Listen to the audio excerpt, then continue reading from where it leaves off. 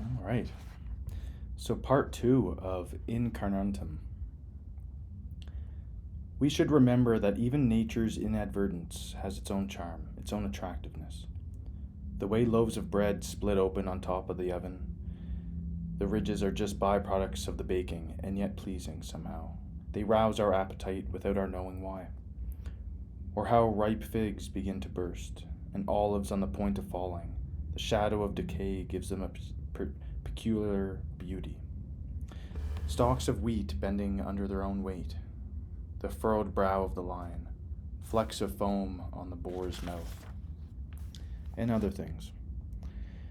If you look at them in isolation, there's nothing beautiful about them, and yet by supplementing nature, they enrich it and draw us in. And anyone with a feeling for nature, a deeper sensitivity, will find it all gives pleasure, even what seems inadvertent.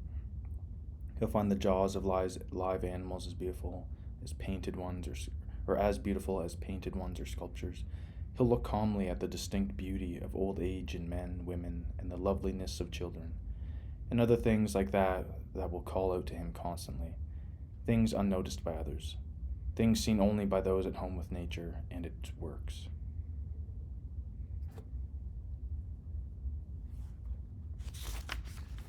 Well, he's definitely talking about just the beauty of nature overall.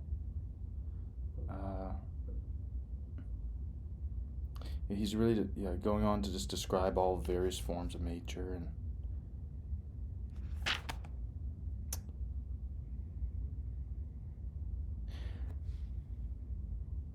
no, I'm not going to recite this whole one line item by line item. I think what he's getting at here is you kind of see what you're looking for, and in this particular passage, it's in nature. If you go through life and you're not noticing things, not so much not noticing, but if you go through life appreciating everything that's around you for what it's worth, and in this case nature, you're going to see more things. And if you're looking for that appreciation, looking for beauty, looking for kindness or loveliness, if you go looking for those things, you're going to see it more often than someone who just walks by a cityscape and thinks with their head down, or just passively deep into their own mind.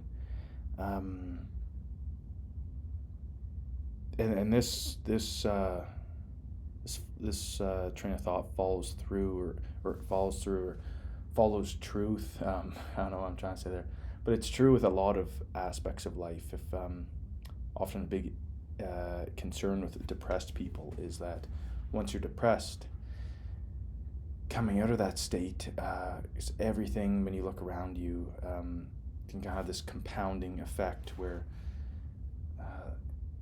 you're already in a mood, and someone didn't hold the door open for you in front of you, and you're more likely to see that as a slight against you if you're depressed or an angry individual. When that person in front of you might not even have seen you, by their judgment, you were 20 paces back, and they hold the door for 19 or under. Who knows?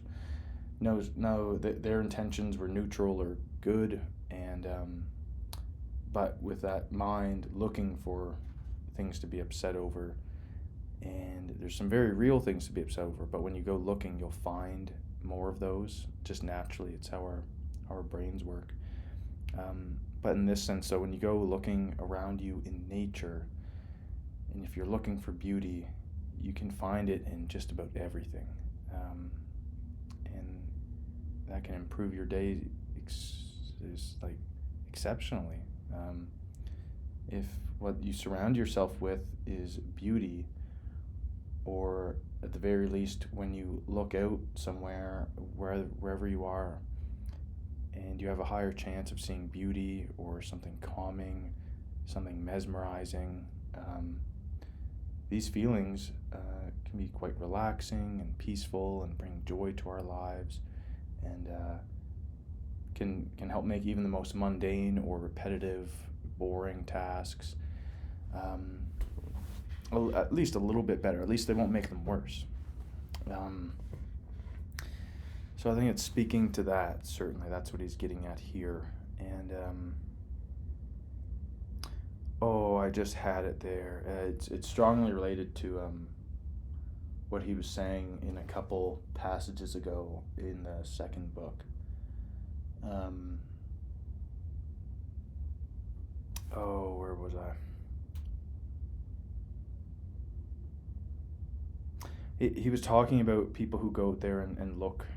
It's basically the same thing as people who go out there and look to be angry or look at ways in which the world has befouled them. It degrades your soul. It just doesn't do anything good for yourself or other people for the most part. And so it's very much so in line with that. There's not much more to say than that without being too repetitive.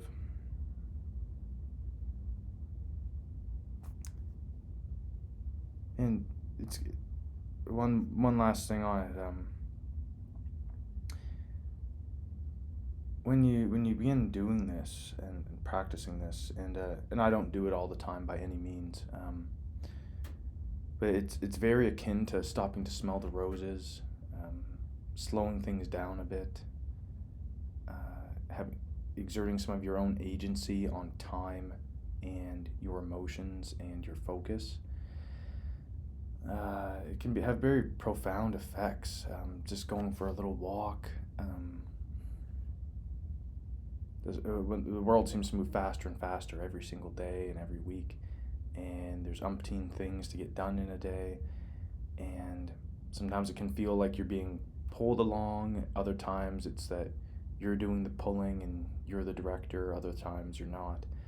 And especially in those moments when you feel as though you're being pulled more than normal, or the pace is going faster than it's adding some stress.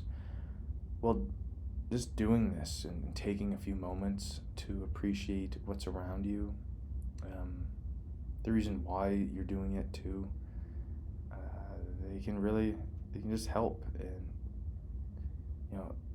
these forces might pull you in certain directions, but one can always take a moment to pause, even if just for a little moment, and appreciate something beautiful that they can see.